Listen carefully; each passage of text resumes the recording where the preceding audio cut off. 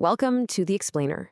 Today, we're going to break down a source that builds a pretty compelling case for doubt around, well, one of the biggest moments in all of human history. You know the story, right? July 20th, 1969. Apollo 11 touches down on the moon. One small step for man, it was this incredible, unifying moment of achievement. Just pure triumph. But almost from the moment the dust settled, a different story started to take shape. For decades now, that official narrative has been followed by this shadow of persistent, nagging doubt. And those doubts, well, they've grown into a really complex argument. So let's get one thing straight right up front. Our goal here today isn't to prove the moon landing was fake or to debunk the doubters. Nope, we're here to do something different. We're going to understand the structure of this one particular skeptical argument. How does it build its case, piece by piece? Let's dive in. Okay, so the source we're looking at starts with what it presents as a huge, basically impossible physical problem. This is pillar number one of its argument, the Van Allen belts. So what are they? In simple terms, just think of them as these two giant donut-shaped clouds of supercharged particles wrapped around our planet. But the source zeroes in on one critical aspect.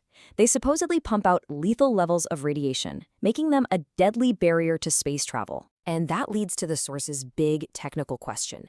It basically asks, how on earth could a 1960s spacecraft, a tin can, really, protect its crew from that kind of intense, deadly radiation? The argument is that the danger was known and the technology just wasn't there to beat it. So after hitting us with the science, the source kind of switches gears. It moves from a technical problem to what it frames as a political and logistical mystery. Why did the Apollo program just stop? And this timeline is really the heart of the argument. Look at that pace. 6 landings in about 3 years. It's incredible. And then, after Apollo 17 in 1972, nothing. A dead stop. For more than half a century, no human being has gone back. The source really leans into just how sudden that halt was. This leads the source to ask some really pointed questions. Why would you cancel such a wildly successful program? It even points to reports of a presidential order for a permanent stop. Was it really just about budget cuts and risk like the official story says? Or were there other reasons? Maybe those technical challenges were a bigger deal than anyone let on. And that brings us to the third pillar of the skeptical case. This one is all about the physical evidence, specifically what the source presents as a huge contradiction involving the moon rocks that were supposedly brought back. Get ready for this number, 382 kilograms. That's over 840 pounds. An absolutely enormous amount of lunar material supposedly scooped up over 6 missions. Now that number is really important because it's what sets up the whole paradox. And here it is. This is the paradox the source presents. You see on the left that massive haul from 50 years ago, and on the right, the goals for today's incredibly expensive, high-tech robotic missions. We're talking countries spending billions of dollars to get their hands on just a few hundred grams. So the logical challenge here is pretty stark. The source asks, if we already have this massive treasure trove, 382 kilograms of the stuff in a vault somewhere, why are we in this desperate, multi-billion-dollar race to get just a few new pebbles? The argument is that our actions today just don't seem to line up with what we claim to already have. Okay, so with these 3 pillars of doubt set up, the technical, the political, and the evidentiary, the source starts building towards its most shocking, its most provocative conclusions.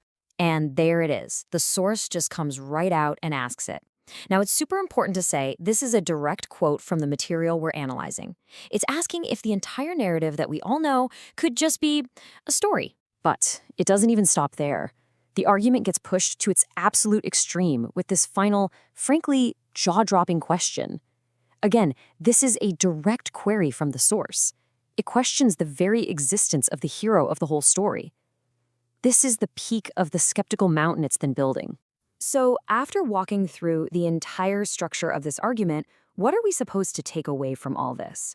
Well, the focus kind of shifts now, from the moon landing itself to the much bigger challenge of how we think about the information we're given every day. So let's just quickly recap the architecture of the argument we just examined. It was built on 3 core questions, right? A technical one about whether it was even possible, a political one about motive, and a logical one about whether the evidence holds up. Put them all together, and you have a structured argument designed specifically to plant a seed of doubt. And that leaves us right here with a big, crucial question. Looking at an argument like this forces us to ask ourselves something that applies to everything, not just the moon landing. Where do you draw the line? When does asking smart, critical questions cross over into just unfounded belief? That's a question worth chewing on long after this explainer is over.